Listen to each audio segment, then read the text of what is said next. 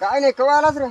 आल्या रात्री आलो ट्रॅव्हल्स ना आलोय. गणपती उद्या उठाला म्हणे सोमवारी मंगळवारी काहीतरी. हा बरोबर. कसं चाललंय मग गावाकडलं वातावरण ते? काय केलं आहे बघ तिथे हिंग येते पुण्याहून हेडव टाकायला हिंग हळद गेली सगळं तणकट होऊन गेले पूर्ण बीड पाणीच पाणी होऊन गेले वावराने इथं.